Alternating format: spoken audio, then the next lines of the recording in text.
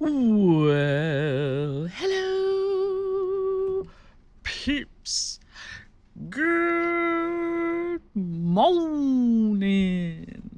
Happy Thursday. Happy Thursday. You know what that means. It is a thankful Thursday here in the land of dispense.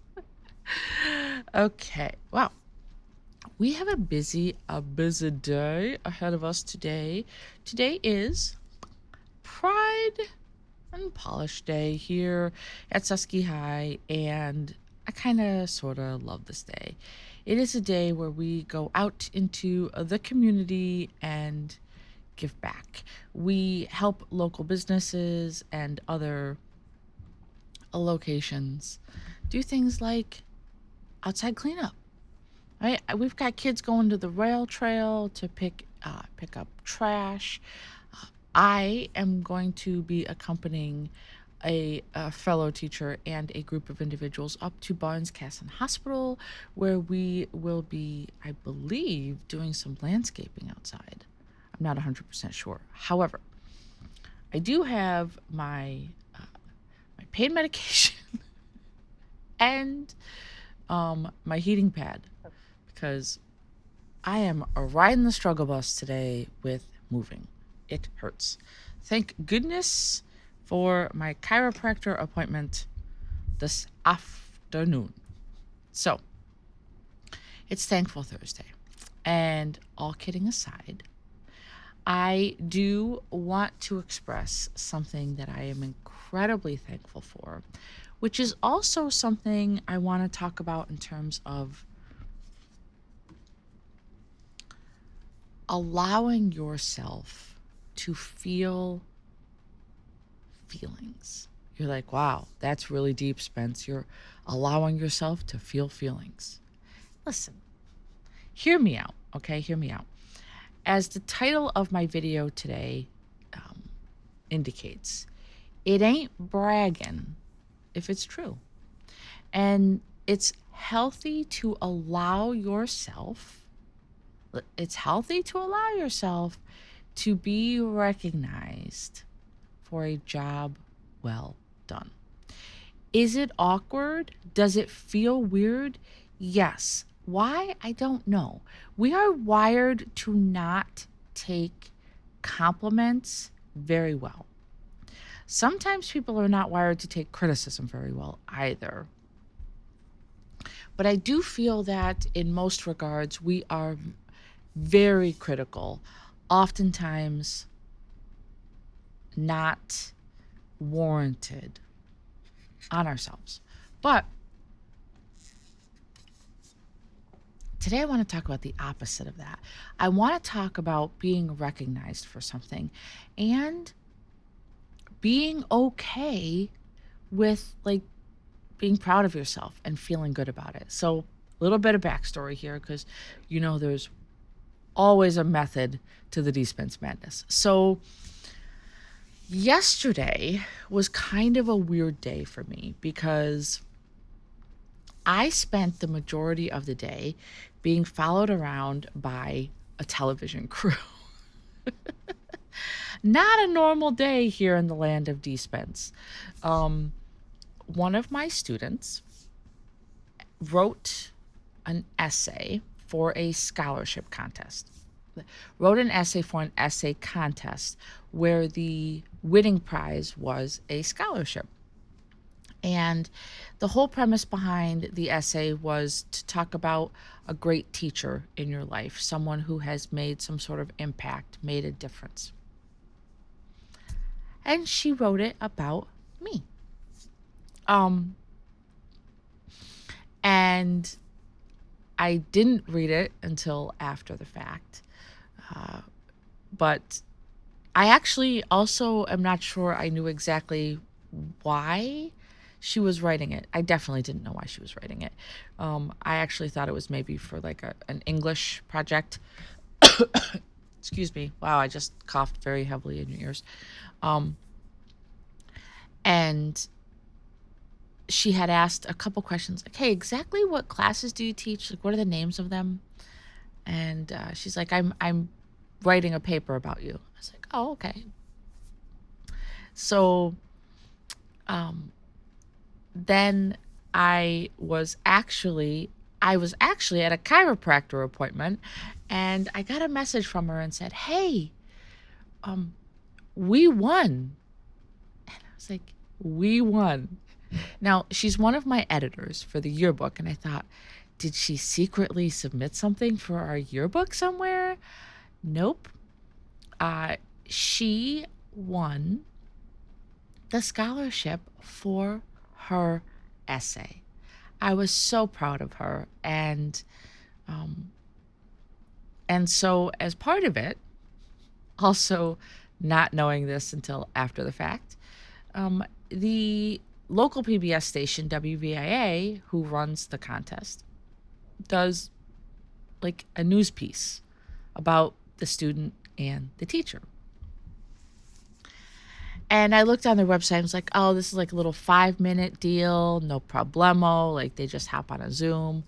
Yeah, apparently that was while like COVID and virtual learning were going on, and they've never been able to do it in the full glory that they have wanted.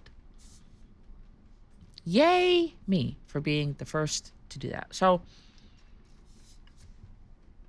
they arrived yesterday after our evac drill, and they did an interview with me, and then they kind of followed me through the halls, watched me interact with some students, watched me doing my whole song and dance thing in the hallway for the kids, videotaped me teaching a lesson so they could kind of see me in my environment. And then when Bree arrived from her very busy schedule, where she was honored yesterday morning as an LIAA scholar athlete, along with another peer of hers, Riley, good job, guys. She had to race back here because she was double booked. So, and then they interviewed her, I believe. I said, do you want me to stay, or is it going to be weird? Like, do you want me to leave? She's like, maybe leave. I said, okay, that's totally fine with me. And so I think they had her read her essay on camera, and they talked a little bit about her connection with me and things like that. But it was so funny because yesterday driving home, I just started crying. And I thought, oh my God, I'm like an emotional train wreck. What is happening with me? And, by the time I got home, I thought, it's okay. Like, you're not braggadocious if you accept the fact that this student is just expressing that you've made a difference for them. And if you just allow yourself the time to soak that in. I work really hard at developing and nurturing the relationships that I have with my kids here at school. And I'm not going to lie. Sometimes it's hard work. Sometimes reaching those kids who often feel unreachable in other situations, sometimes I got to put on a dog and pony show to make it happen. You know what I'm saying? You feel me on that? But I think that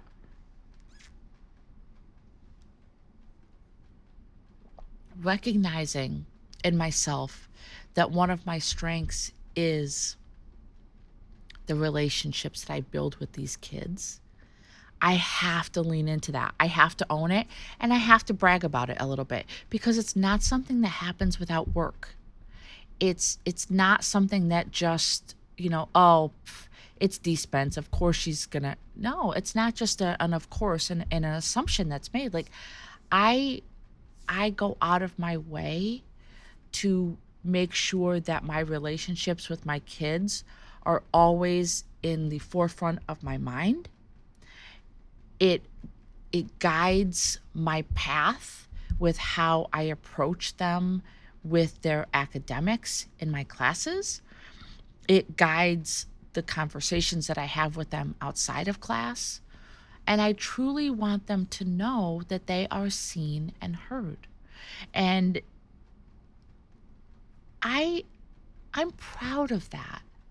I'm proud of the fact that that's the teacher that I have evolved into. And I shouldn't have to feel guilty about feeling happy about the fact that, like, I don't have to guess. This is the thing. And I talked a little bit about this yesterday during one of the interview questions. And I can't even remember half the stuff that I said. But I did say that, like, I teach all things geek. And he kind of loved that. Um, I talked about the fact that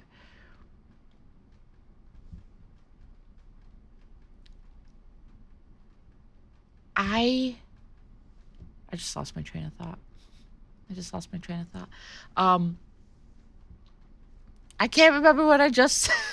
Jesus, my brain is fried. Oh, I talked about the fact that most teachers that I know, they just they want to reach deep into a child, like in terms of making an impact with them. And that for me, like my goal every day when I come in here, oh my God, my plant is like one of the leaves is falling over. Okay, sorry, squirrel. Blah, blah, blah. Um, I just want to know that I reach one kid, just one, every day. And anything beyond that is a bonus for me. And so sometimes teaching can be hard because you feel like you are doing everything in your power. Like you just feel like there's nothing left in the tank. And you just go, I just don't feel like I just don't feel like I reached them today. I don't feel like anything moved forward. And a lot of times it's important to remember because we are dealing with hormonal teenagers who oftentimes don't really know who they are that day, they're very self absorbed. And I'm not saying that like to cut them down. I'm just saying that because that's where they're at in their cycle of life. Like they're teenagers, they're hormonal. Like the world will end if someone doesn't sit next to them at lunch because that's what their world is right now. And so they don't often think about their action, their inaction, the things they say, the things they don't say, how it impacts those around them, including the adults in their life, like their teachers, like their parents, like other important adults. And so there are days where we walk out of here going, did we did we do what we set out to do today? I don't know. Like I'm not sure, you know? But then there's other days, like yesterday for me, just being reminded that we are here making a difference and that sometimes it's not expressed directly to us, but it's still there. You have to embrace the moments when it is, in fact, spoken out loud to you. Like, don't blow it off. If someone takes the time to recognize you and compliment you for something, whether it's something that you did to help them, whether they saw you doing something, they're like, hey, I saw what you did there. I'm recognizing you. Don't blow it off.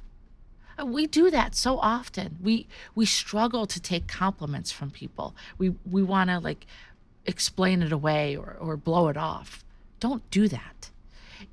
If someone takes the time to express themselves to you, own it. It's not bragging. It's okay to be recognized for a job well done. It's okay that someone sees the work that you're putting in And P.S., it's also okay if you look at yourself in the mirror and go, hey, I know what you did today. Keep up the good work. If no one's going to say that to you, say it to yourself. It's not bragging. It's okay to talk about yourself sometimes.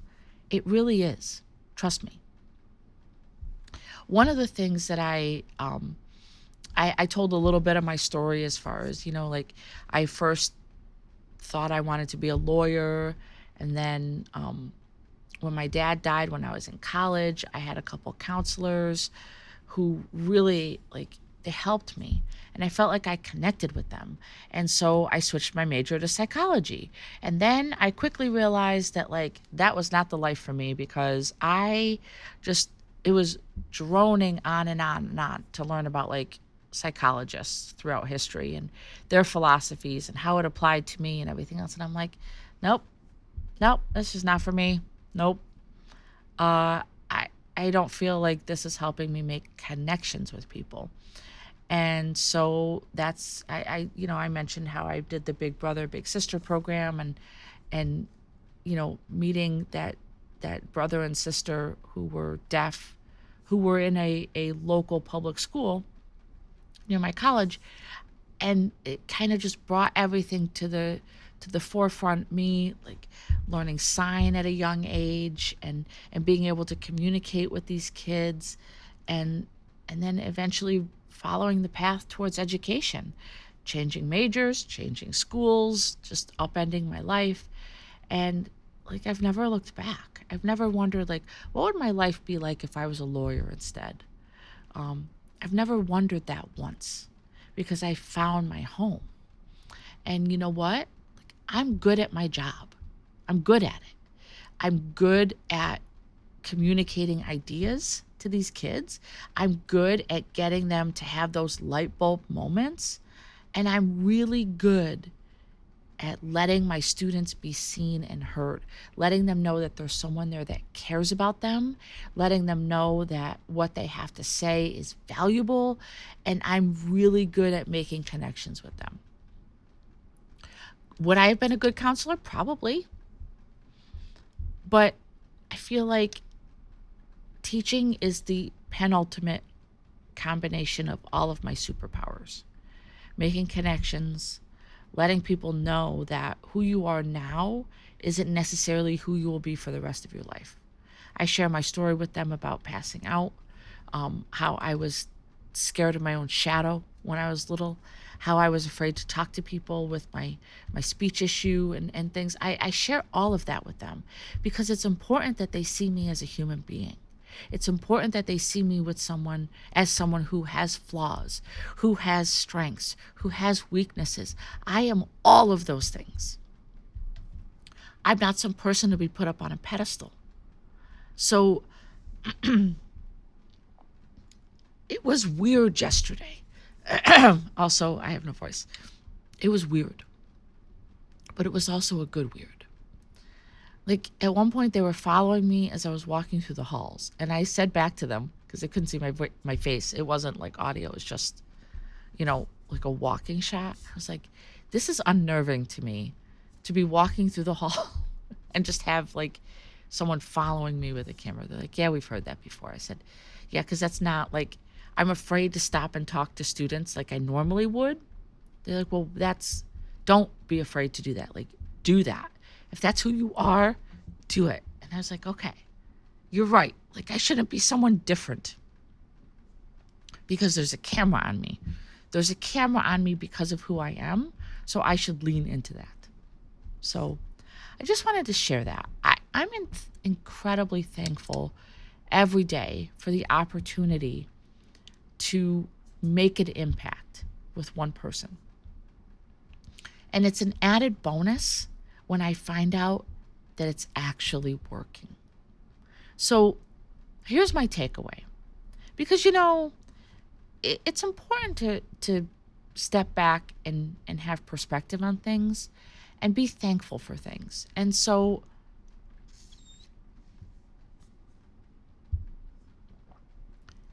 be thankful for the fact that you get a chance every day to start with a clean slate and do something abso-freaking-lutely amazing.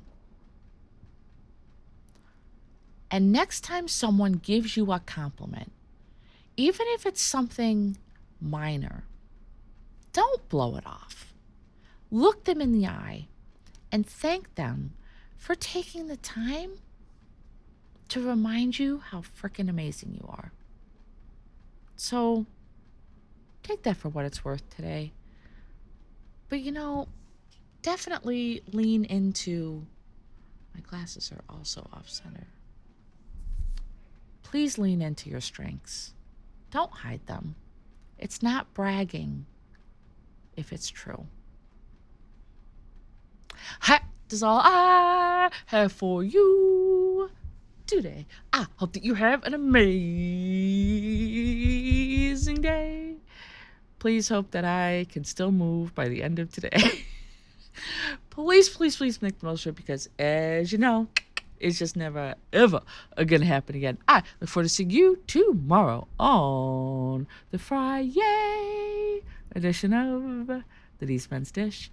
Bye, guys.